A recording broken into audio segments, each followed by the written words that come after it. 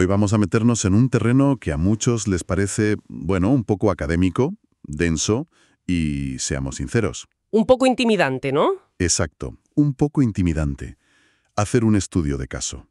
Pero las fuentes que tenemos proponen una idea que lo cambia todo. ¿Ah, sí?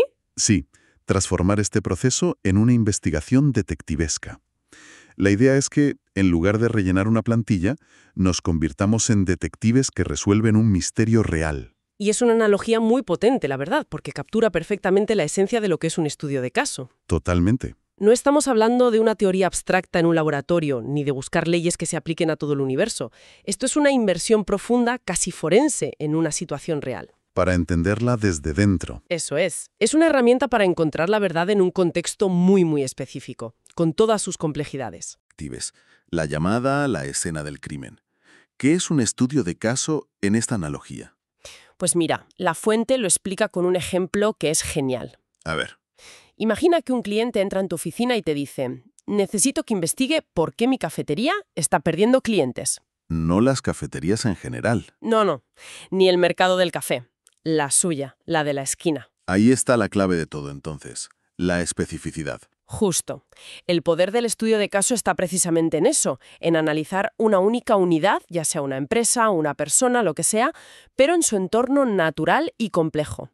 El objetivo no es crear una regla general. Claro, o sea, el objetivo no es escribir una ley sobre por qué fracasan las cafeterías en España, ¿Qué va? sino escribir la biografía del fracaso de esa cafetería en concreto, con su historia, sus clientes, sus problemas únicos.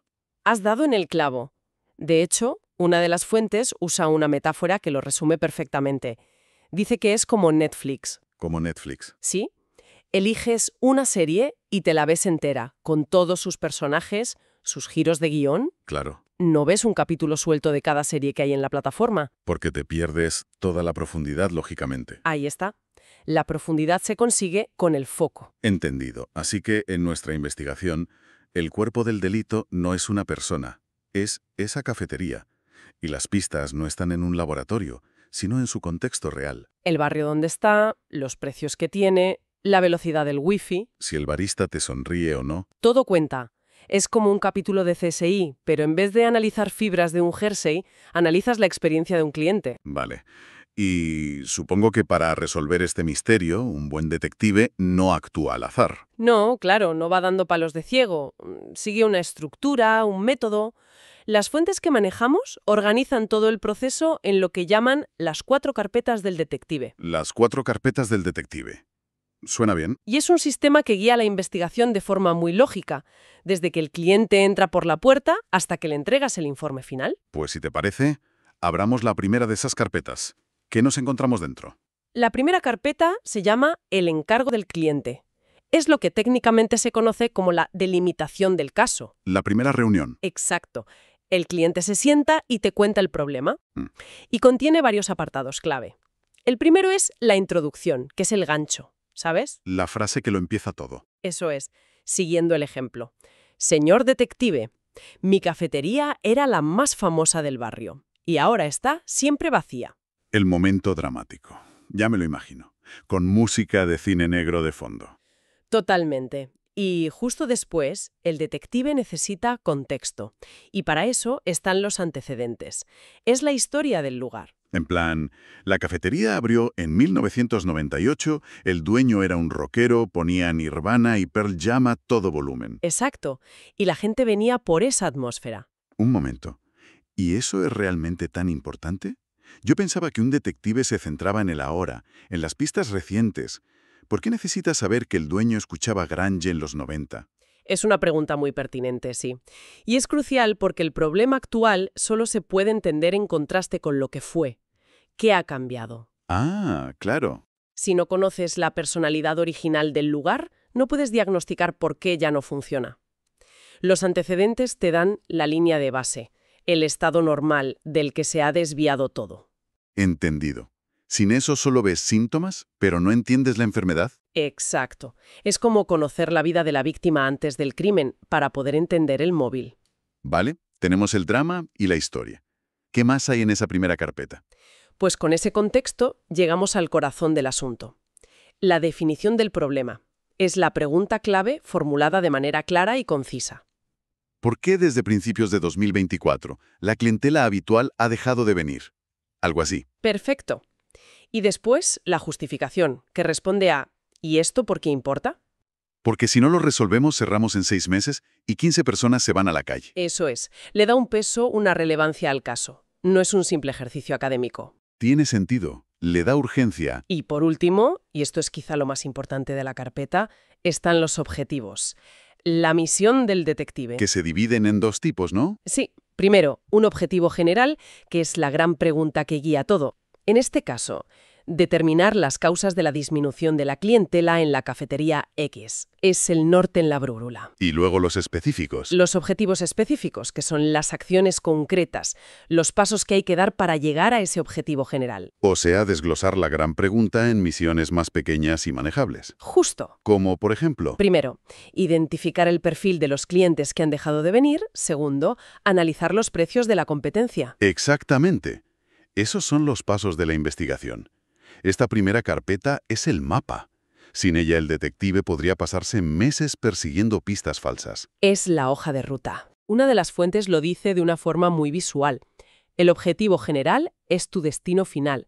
Los específicos son las carreteras que tienes que tomar para llegar. Me gusta. Cada objetivo es una puerta que hay que abrir. Eso es. Vale, ya tenemos el mapa de la investigación, el caso está bien definido. Me imagino que ahora es cuando el detective se arremanga, se pone la gabardina y sale a la calle, ¿no? Toca salir a la calle, sí. ¿Y qué es lo primero que hace? Pues ahí es donde abrimos la carpeta 2, la investigación en la calle. Corresponde al desarrollo del estudio, al trabajo de campo. Y no sale a la calle sin más. Ah, no. No. Lo primero que hace es preparar sus herramientas intelectuales. La primera parte de esta fase es el marco conceptual. Marco conceptual. Eso ya suena a los términos académicos que queríamos evitar. Lo sé, pero la analogía lo simplifica mucho. Imagina que es la libreta de definiciones del detective, su Wikipedia interna, vamos. Vale. Antes de salir a interrogar a testigos, tiene que tener claros los conceptos clave. ¿Qué entendemos por fidelidad del cliente? ¿Qué significa experiencia de usuario en una cafetería?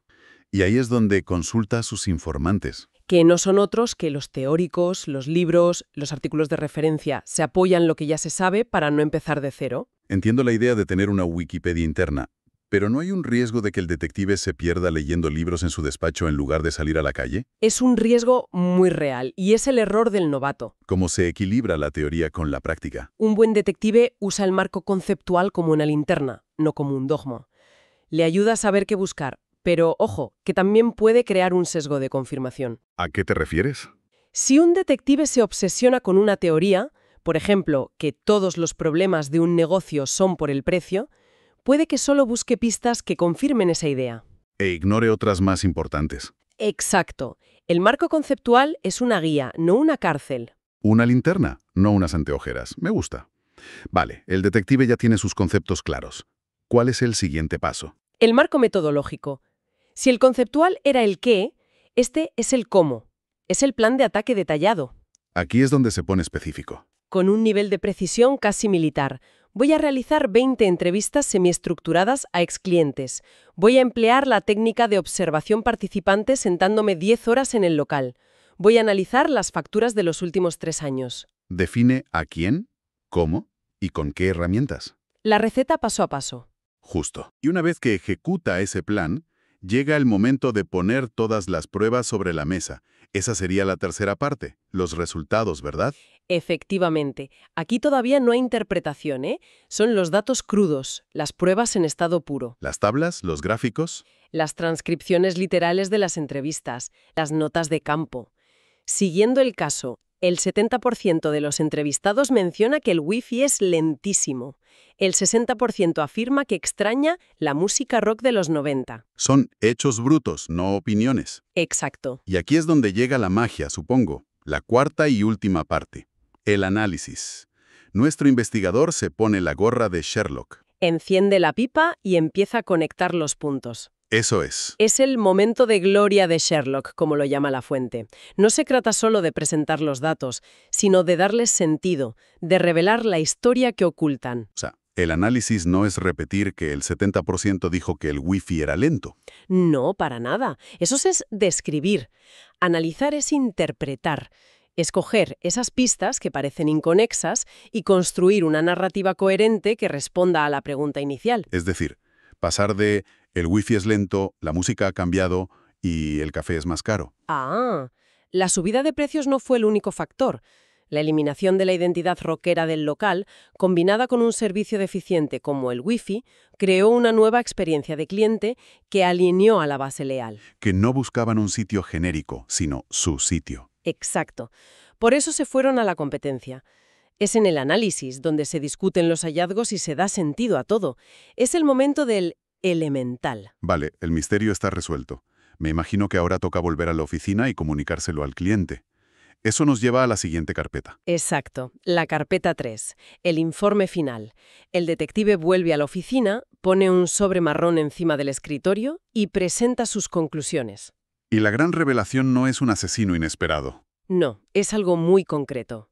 El problema de su cafetería fue que, al intentar modernizarse, cambió su esencia, su alma, y perdió a quienes la querían por lo que era. ¿Y este informe cómo se estructura? ¿Es solo un resumen? No, tiene dos partes muy bien diferenciadas, y es crucial no confundirlas. La primera son las conclusiones. Vale. Aquí, el detective responde una por una y de forma directa a cada uno de los objetivos específicos que se planteó en la carpeta 1. Cierra el círculo. Totalmente. Si un objetivo era analizar la estrategia de precios, la conclusión será: se concluye que el aumento del 40% en el precio sitúa al local por encima de la media, sin una mejora percibida en la calidad. Ya. Y después de las conclusiones que miran al pasado de la investigación, vienen las recomendaciones, que miran al futuro, ¿no? Precisamente. Las recomendaciones son las soluciones prácticas, accionables, y la fuente subraya un detalle importantísimo. Deben empezar con verbos de acción. No son reflexiones vagas. Nada de eso. He visto informes que recomiendan reflexionar sobre la sinergia del equipo. Eso no ayuda a nadie. Cero. Las buenas recomendaciones son órdenes directas. Dame un ejemplo para la cafetería. Restablecer una playlist de música basada en el rock de los 90. Implementar un nuevo sistema de Wi-Fi de fibra óptica en un plazo de 30 días. Capacitar al personal en atención al cliente. Pasos concretos y medibles. Clarísimo.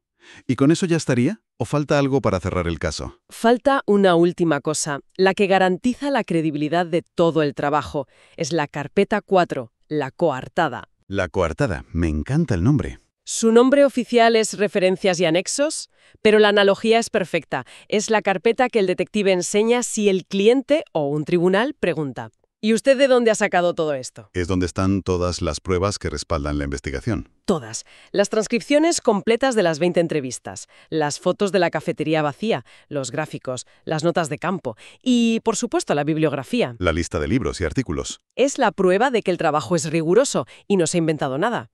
La fuente lo dice de una forma muy gráfica. No poner las referencias es como confesar el crimen sin que te pillen. ¿Pero te van a pillar? Me parece una estructura muy sólida y sobre todo muy lógica. Hemos trazado el plan perfecto, pero supongo que el enfoque cambia según el misterio, ¿no? Por supuesto. Al igual que en una comisaría, no todos los casos son iguales. La tipología del estudio de caso depende del objetivo y del conocimiento previo que tengas. La fuente menciona 3 tipos. A ver si lo he entendido. El primero sería el descriptivo. Ajá. Sería el detective que llega a la escena y simplemente describe lo que ve. Aquí había un vaso roto, huele a café quemado y sonaba reggaetón. Su misión es pintar el panorama. Exacto. Su objetivo es ofrecer una fotografía rica de una situación.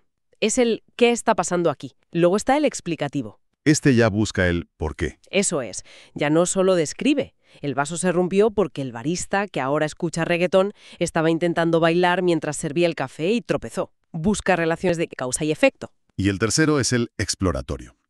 Este me parece el más intrigante. Es para cuando ni siquiera se sabe si ha ocurrido un crimen. Es el detective que dice: aquí pasan cosas raras, pero no sabemos qué son. Voy a sentarme un mes a observar y a ver qué descubro. Se usa para fenómenos poco conocidos. O para generar ideas para futuras investigaciones. La elección entre uno y otro es el primer paso estratégico. Depende de la pregunta. ¿Queremos describir, explicar o explorar? Ok, si tuviéramos que resumir, la idea central es que abordar un estudio de caso no tiene por qué ser un ejercicio árido. Para nada. Si se enfoca con esta mentalidad de detective, se convierte en un proceso lógico, creativo y hasta emocionante, diría yo. Desde luego, es un viaje de observar, escuchar, conectar pistas y al final dar sentido a algo complejo del mundo real, Se trata de adoptar un rol activo, el de alguien que resuelve un puzzle con piezas reales. donde cada pieza cuenta una parte de la historia. De hecho, la fuente termina con una propuesta de actitud que me parece genial. Dice que la próxima vez que te encarguen un estudio de caso, la respuesta debería ser una sonrisa de confianza y un «tranquilo, déjamelo a mí, que soy el Sherlock de esto». Y es que esta forma de pensar es una herramienta increíblemente poderosa, y no solo en la academia para una tesis. No, claro. Es fundamental en la empresa, en la consultoría, en el periodismo de investigación, en medicina, en cualquier campo donde necesites comprender un problema a fondo, en su contexto, para poder solucionarlo de verdad. No con parches, sino yendo a la raíz. Exacto. Totalmente. Es una habilidad universal. Y para terminar, como siempre, nos gusta dejar una pregunta en el aire. A ver, Hemos construido esta analogía tan completa. El investigador es el detective. Los datos son las pistas. Pero, ¿qué ocurre cuando los testigos, las personas entrevistadas, ofrecen versiones contradictorias o incluso faltan a la verdad? En una investigación real, donde la gente miente, olvida o tiene sus propios intereses, ¿en quién confía entonces el detective para reconstruir lo que realmente sucedió?